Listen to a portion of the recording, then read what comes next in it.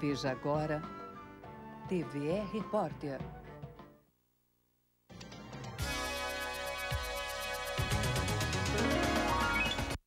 Olá, o TVE Repórter volta no tempo. Caxias do Sul, final de outubro de 1982. Durante 3 dias e 3 noites, em plena ditadura militar, milhares de jovens viveram a livre expressão de ideias e comportamentos. Debulhar o trigo, recolher... O Cio da Terra foi uma tentativa de uma geração de respirar. Ele nasce como uma ideia de encontrar sinergia entre várias tendências do movimento cultural e, ao mesmo tempo, dos grandes debates intelectuais do país. A grande secação que acabou vertendo no Cio da Terra foi o politizar o cotidiano.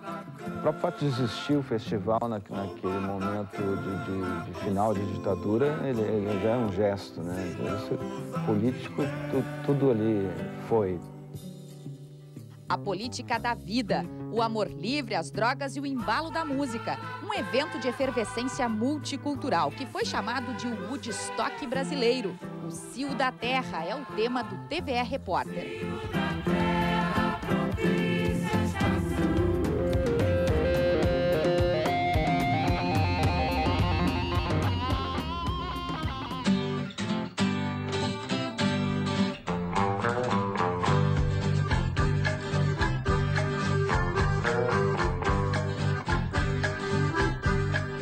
Terreno fértil da idade das descobertas, um suspiro dessa juventude. Os tempos eram de opressão pela ditadura militar e seus sinônimos. O silenciamento, a tortura, a violação psicológica, física, moral, familiar. Depois dos anos de chumbo, no final da década de 1970, a ditadura começa a dar sinais de enfraquecimento.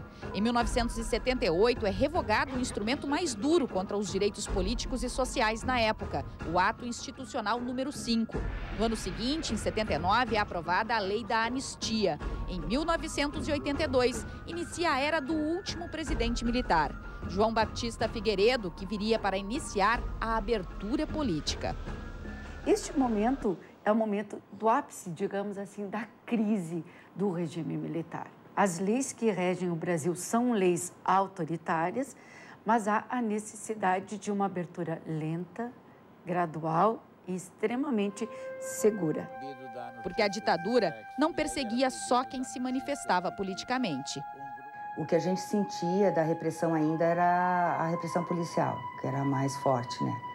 De cortar o cabelo dos meninos à força, de a gente estar num lugar e eles botar todo mundo na parede com armas pesadas, né? De tu ter medo de caminhar na rua, a gente não tinha medo de ser assaltado, né? Nem de ser estuprado, a gente tinha medo de ser pego pela polícia. Eu era o próprio chave de cadeia, por causa do cabelo, eu usava o cabelo muito comprido, sabe? Mais ou menos por aqui assim. E eu tinha que andar sempre com a minha carteira de trabalho no bolso, junto com a carteira de dinheiro. Por quê? Porque esse era o meu passaporte para eu não me meter em confusão. Mas o horizonte era a conquista. Não só a juventude, algumas pessoas que já tinham 40, 50 anos, 60 anos, veio na década de 80 a possibilidade de reorganização. Estávamos começando a viver um momento de distensionamento, só que todos nós não tínhamos votado para presidente, todos nós conhecíamos alguém que foi oprimido, todos nós tínhamos algum amigo mais velho que foi enquadrado no 477, alguns de nós logo a seguir foram enquadrados na Lei de Segurança Nacional. Então era um momento assim importantíssimo para todos nós. Maria Rita de Assis Brasil já tinha deixado a universidade. Era vereadora do único partido de oposição ao regime em Santa Maria, no centro do estado. Ela vinha e ainda estava ligada a uma tendência forte no movimento estudantil, chamada Resistência. Na capital, Tarson Nunes, Beto Rodrigues e Ben Berardi eram estudantes da URGS, da democracia socialista ou de nenhuma tendência. Eles estavam entre os primeiros apoiadores do Partido dos Trabalhadores.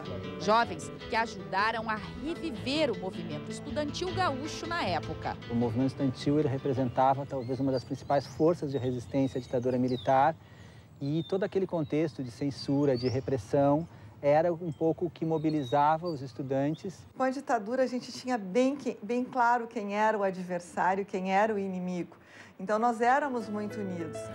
No Rio Grande do Sul, a União Estadual dos Estudantes, a UEE, retomava a mobilização para eleições em 1981. Entre 4 chapas, a Travessia, com representantes de várias partes do estado, venceu. Na discussão do programa dessa chapa, que tinha várias consignas das liberdades democráticas, das grandes questões acadêmicas, também estava surgindo fortemente dentro das universidades um movimento cultural em todas as áreas, no teatro, na música, no cinema. Então, tivemos uma ideia, ao montarmos essa chapa, de ter um grande projeto para 1982, que desse um fecho à gestão e que juntasse todas as áreas culturais e, ao mesmo tempo, o público das universidades.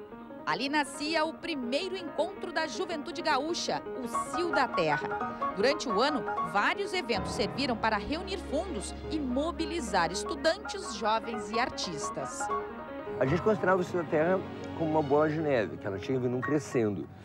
Então, ao mesmo tempo de arrecadar grana, para uma coisa que a gente não tinha grana, nenhuma, para fazer algo do porte. Tratar a estrutura de som, tinha que... Tu não tem ideia, Era uma coisa assim, é só um louco fazer, só gaulês aí o negócio daquele. A gente conseguiu o auditório da reitoria e fechou com a Cida Moreira, fechou com o Premeditando Breck, um conjunto de grupos que a gente trazia de São Paulo, que serviam ao mesmo tempo para levantar fundos e para mobilizar e criar um clima. Nelson Coelho de Castro era um dos músicos nesse circuito universitário pré-Cio da Terra. A gente se confundia naquela época o que era artista, o que era movimento estudantil. A gente estava muito junto em função da ditadura e do que significava esse monstro nos olhando. Então, a única saída era não se esparramar, a única saída era ficar junto. Em outra frente, a direção da UEE viajava o Brasil buscando nomes para o Cio da Terra em Caxias. Fomos atrás do Milton Nascimento, fomos atrás do Caetano e fomos atrás de vários intelectuais, pensadores, filósofos, também os parlamentares que tinham uma visão democrática do país. Então, a ideia dessa confluência, ela nasceu de uma insistência muito grande. Muita gente recusou o nosso convite, mas muita gente foi convencida. E esses convites estavam ligados às motivações do encontro: política ou liberdade de comportamento. O diretor Cacá Nazário e sua equipe resgataram uma preciosidade para esse registro histórico. As imagens registradas em Super 8 durante os 3 dias do Cio da Terra em Caxias estavam em mau estado de conservação. Esse Super 8 a gente recuperou o filme mesmo e uma bandinha de som bem fininha, né? Então a gente recuperou e telecinou, ou seja, passou da película para vídeo. As imagens foram o pano de fundo da pesquisa, com depoimentos de participantes para o documentário Cio da Terra de 2010. O diretor, que era do movimento estudantil, mas não esteve em Caxias em 82, avalia que a discussão da política como instituição era de um grupo, não de toda a juventude. Quem era o movimento estudantil? Meia dúzia de gato pingado dentro de um diretório acadêmico que queria fazer uma revolução, entende? O que é geração, né? Sim, não são esses gatos pingados que são geração. Não, ali tinha 10, 15 mil pessoas que eram uma vanguarda, né? Que existe hoje também. O evento não foi somente de militantes. A massa também reunia gente que não estava engajada nos movimentos políticos, estudantis e partidários. Na verdade, nenhum de nós tinha feito movimento político.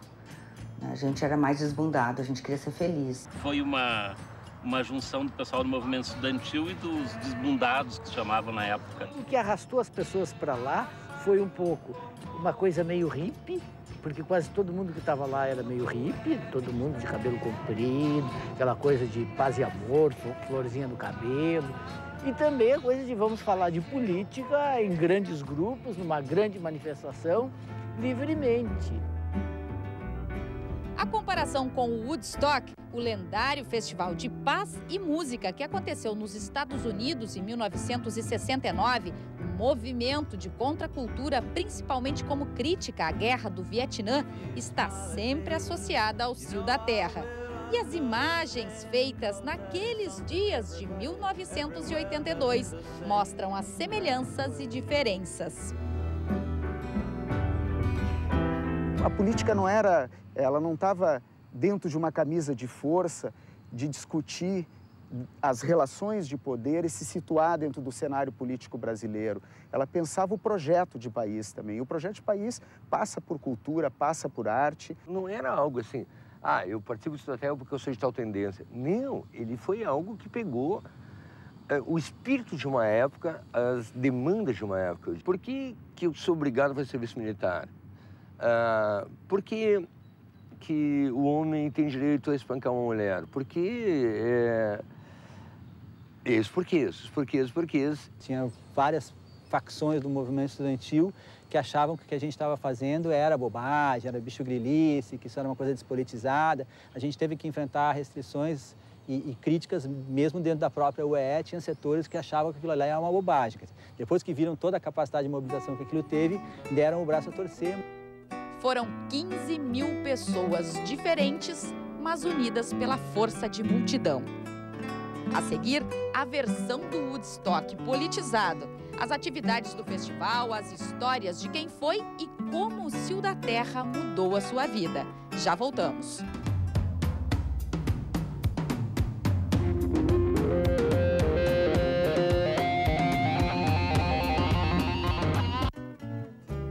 Onde estão minhas origens? Onde estão minhas raízes? Uma experiência musical única.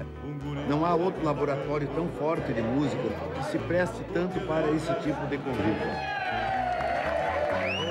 Um festival onde só entra quem é convidado. Então, quando eu consegui um convite para vir para Barranca, eu agarrei como uma grande oportunidade de estar perto dos meus ídolos, né? Barranca, na realidade, é um sonho que se sonha 3 dias. Que nós temos uma irmandade, não tem de dinheiro, não tem de pobreza, tudo é uma igualdade só. Durante 3 dias, a equipe da TVE compartilhou do espírito da Barranca para descobrir por que este festival, organizado pelos Angueras, é uma fonte de inspiração para a música nativista gaúcha.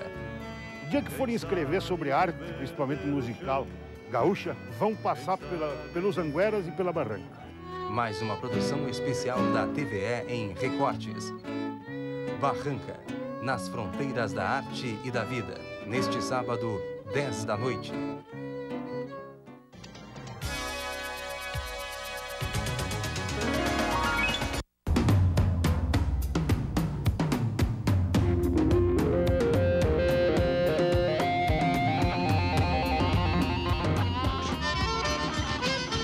Rumo ao Cio da Terra.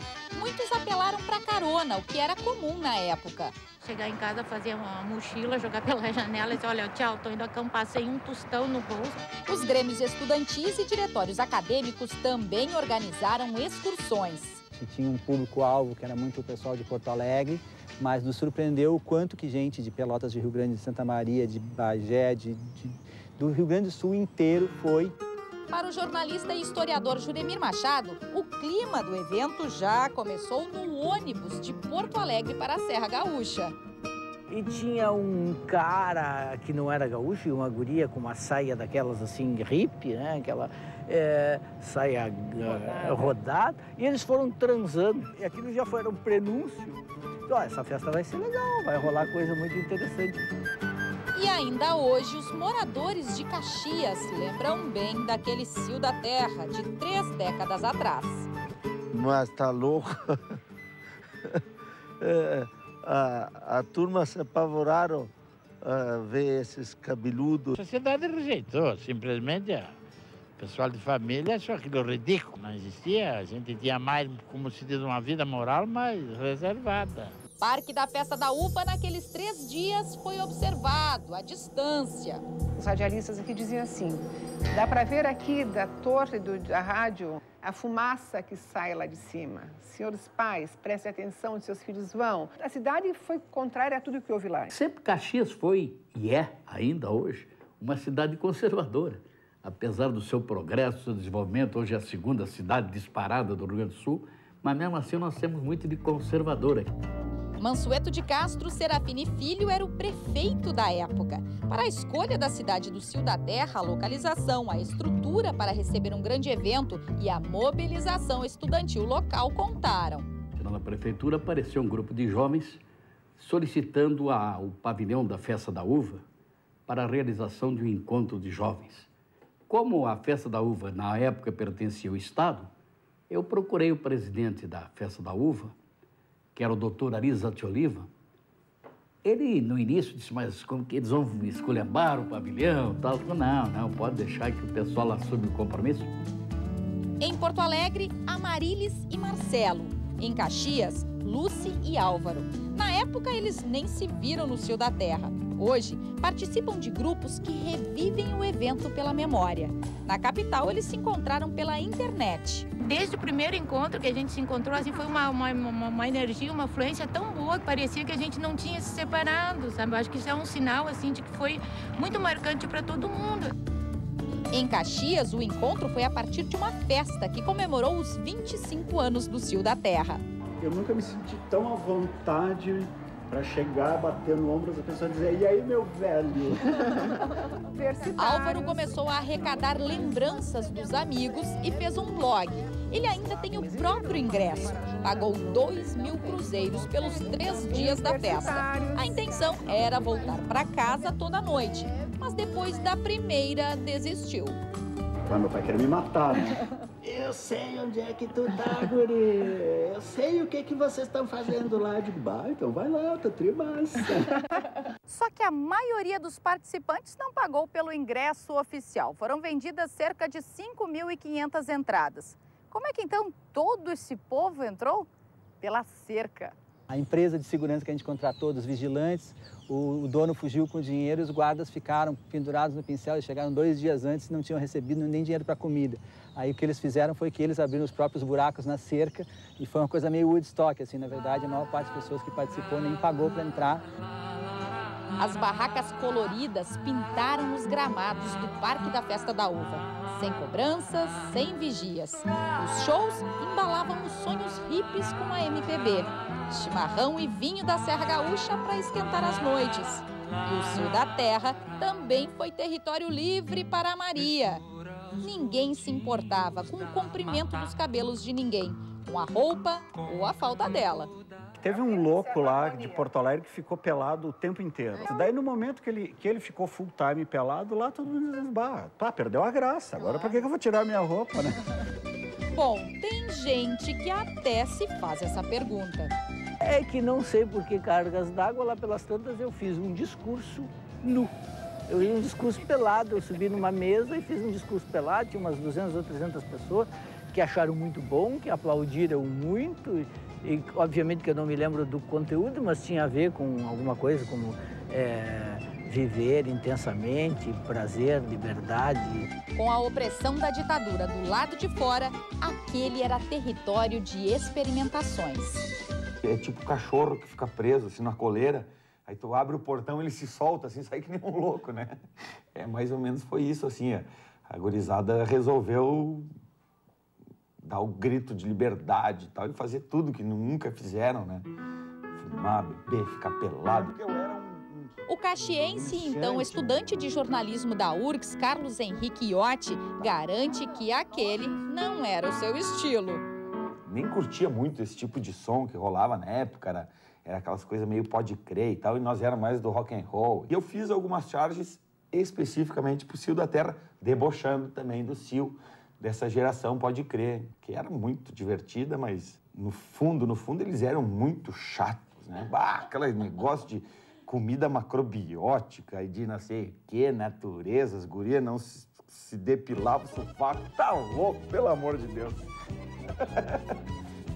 O Cio da Terra testou os limites para a liberdade com a desobediência. Chamavam dizer a relação monogâmica, né? A gente trocava muito de namorado, de namorada, né? Em barracas barraca cabia 2, quando tu via tinha 3, 4, né? Nem houve tantos excessos, assim, quer dizer, fora o pessoal que tomava banho pelado numa cascata, 1 ou 2 malucos se excediam um pouco mais. Na verdade, tu conseguir juntar 10.000 pessoas, não ter tido um incidente, é uma coisa que parece meio impensável nos dias de hoje. Nenhum embate corporal, não vê ninguém gritando, xingando ninguém. Então, eu acho que ele já estava dotado de uma energia que não só mobilizou as pessoas, como fez elas entrarem num clima de fraternidade. É quando vida, política, cultura e arte se misturam. Nomes da música nacional subiram ao palco. Ednardo. Igualdade, fraternidade e liberdade. Geraldo Azevedo, Jorge Maltner. Se harmonizar no verbo amar com alguém de peixes. Sivuca, os discos deles estavam lá presentes na minha discoteca. E os artistas locais também estavam lá. Ney Lisboa teve o show interrompido pela chuva. Cantou sem a banda no segundo dia. E ele ainda não tinha gravado o disco. Eu estava começando uma carreira e um grande palco de um equipamento que a gente nunca tinha tido acesso, né? E da possibilidade também de tocar junto de outros nomes nacionais que vieram para o festival. E, bom, junto com isso tudo, o caráter da coisa, né? A gente ainda um pouquinho bafejado pelo Woodstock de uma década antes. Nelson Coelho de Castro reforça. Havia uma espera pelo Cio da Terra, como se fosse uma missão. Num dado momento, uma quadra de tempo, uma juventude, aquela juventude cabe uma tarefa. O barato é que essa juventude que fez o Cio da Terra cumpriu essa tarefa, não ficou na janela olhando, sabe? Saiu para a rua e fez um evento que até hoje tem esse significado, que é muito importante como inspiração e émulo para as novas gerações. E no teatro também a consolidação de artistas, como a companhia tragicômica Balaio de Gatos. Chegou o nosso dia, nos apresentamos e estava todo mundo lá, inclusive nossos colegas de classe artística, principalmente teatral, que já estavam estabelecidos. E eles nos reconheceram como um grupo de vanguarda, né? O maior grupo de vanguarda da cidade. Pela manhã tinha as oficinas de dança, oficinas de teatro. Aí almoço. O almoço também era um almoço que ele era coerente com o que a gente pegava, porque era colmeia, né? Ou seja, uma cooperativa naturista almoçava à tarde. Eram os debates. E era véspera de eleição. Era a primeira eleição que o PT participava. E a gente tinha conseguido acabar de não só fundar um partido, quando está concorrendo numa eleição. Bom, aí tem esses debates acalorados. E à noite começavam os shows. E se o número de participantes superou as expectativas, o evento também criou vida própria. Aqui nesses gramados rolaram atividades que foram além das previstas na programação. Tendas de artesanato, gente se organizando para fazer a comida, grupos de cantoria, poesias, interações surgindo naturalmente. Coisas que a gente não organizou e apareceram, como, por exemplo, encontrar 500 pessoas numa roda de capoeira. Isso não foi programado, aconteceu espontaneamente. Então, houve muitos movimentos espontâneos lá dentro. O que se falou lá no Cio da Terra, os debates que tinha lá, dificilmente tu poderia falar... Acessar em qualquer outro lugar. Acessar. Por exemplo, teve o do Peninha, né, do Eduardo Bueno e do Zezinho Oliveira sobre a liberação da maconha. Esse era o panfleto que eles distribuíam da palestra da Anistia para Maria. Falava de alimentação natural, se falava de medicina preventiva, se falou da mulher na sociedade. Negro, índio. Um conjunto de pautas que são altamente contemporâneas, elas estavam presentes no Cio da Terra e, nesse sentido, eu acho que o Cio da Terra ele cumpriu esse papel pioneiro de levantar esses temas e essas teses como teses relevantes para a discussão, para além da luta pela liberdade e pela democracia. O tempo quis que a discussão desses temas voltasse no Fórum Social Mundial. Antes com o Woodstock, agora o Cio da Terra ganhava mais um evento de comparação. Evidentemente, o Fórum Social Mundial ele tem muito dessa ideia pluralista, generosa e ampla de discussão da política como uma atividade transformadora, mas sem criar rótulos, sem criar estreitamentos, mas também pela própria questão de trajetória pessoal. Quer dizer, boa parte das pessoas que estavam na origem do Fórum Social Mundial são pessoas que vêm do mesmo grupo político que estavam no Cio da Terra. Ben Berardi coordenou o palco artístico, a fogueira da tribo no Fórum Social Mundial. O Cio da Terra tem a semelhança de que ali houve uma junção, deixando diferenças de lado, não as contradições. Pois mãe e filha estiveram no Fórum Social Mundial, mas mãe e filha também estiveram no Cio da Terra. Pagu só tem 29 anos. portanto, não era uma das crianças que circularam pelo encontro em 82. Na verdade, ela foi gerada lá. Os pais, Magnólia e Jorge, dividiam ideias parecidas e se encontraram no Cio da Terra. Nós éramos militantes de esquerda, os dois sindicalistas. Nos encontrávamos em assembleias, em atos públicos. Nós éramos absolutamente livres, no meio de uma ditadura. Livres nas ideias, livres na proposta de vida e continuamos assim até hoje. Ele teve outro filho, eu tive outros filhos, continuamos solteiros os dois, amigos. O nome dela já tem significado. Pagu é uma homenagem ao pseudônimo da escritora comunista do modernismo Patrícia Galvão. Mas ela também é filha do Cio da Terra. Eu encontro muitos amigos dos meus pais. Ao longo dos anos todos eu encontro eles e eles... que legal, eu lembro do Cio da Terra. E não tinha como ser diferente. Pagu cresceu ouvindo coisas que determinam o seu jeito de ser. Os meus pais sempre foram preocupados com o mundo, com o social. Me criaram para o mundo. Me criaram para fazer parte de uma construção. E isso faz muita diferença na criação, de tu se preocupar com os outros e até depois na escolha profissional, de tu saber que tu faz diferença no mundo inteiro. Esse grupo pequeno, 12 mil pessoas, 13 mil, não sei, nós multiplicamos ideias de igualdade, de fraternidade, aquelas ideias do iluminismo, um pouquinho das do Marx. E nós vimos se formar um mundo mais aberto, mais plural. Acho que foi bacana, o resultado daquilo. O Cio da Terra, aqui no Parque da Festa da Uva, em Caxias do Sul, foi emblemático e único. A proposta original era de que o evento se repetisse a cada 2 anos, mas isso não aconteceu. Nem em 2, nem em 10, nem em 30 anos. Por que não haver outro? Marx já dizia, a tragédia só se repete enquanto farsa. Então eles teriam um simulacro de si mesmo. Tem coisas que só eclodem num dado momento. Não tem como, sabe? Não tem, sabe? Eu vi jogar Falcão, Carpegiani e Jair. Quem viu, viu. Eu acho que cada geração vai ter um momento, vai ter um Cio da Terra, de alguma forma. E quem esteve lá ficou marcado. O Cio da Terra é aquele movimento estudantil, as pessoas que eu conheci, né, com que eu vivenciei essas experiências assim, acho que fez o que eu sou hoje, assim, e nem enlouqueci muito. A gurizada que veio depois talvez não tenha tido tanto enfrentamento com os pais, com a sociedade mesmo. Então a gente tinha que romper mesmo. Que o exercício da liberdade com responsabilidade ele é uma coisa que é efetiva, quer dizer, tu não precisa estar tolhido para não cometer excessos e tu pode cometer os excessos que forem desde que tu consiga respeitar o outro e nesse sentido o Cio da Terra foi exemplar. Essas pequenas saudades, essas pequenas recordações de todo mundo faz esse tecido ser vivo. Ele teve um significado, assim, exatamente tipo a vida vale a pena. Porque a gente viu aquele monte de gente, dava a certeza de que a gente tinha razão no que estava pensando e fazendo e lutando. Foi um divisor de águas, foi um divisor. O Cio da Terra, quem foi e quem não foi. Em quem foi é como se houvesse um trunfo, entendeu?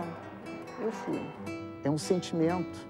E expressar um sentimento numa frase, às vezes, ele é mais significativo, mais profundo que tu tentar estruturar um discurso para explicar a tua vivência. Eu fui e já disse tudo. Eu estava lá, eu fui testemunha da história. Hoje eu já sei quem me guia. Hoje eu já sei quem me quer. Hoje eu já sei quem me vale. Mas hoje eu já sei quem me é. Hoje eu já sei quem me falta. Hoje eu já sei quem me fez. Hoje eu já sei quem me gosta mais. Hoje eu já sei quem me quis feliz demais. Eu sei meu pai foi ter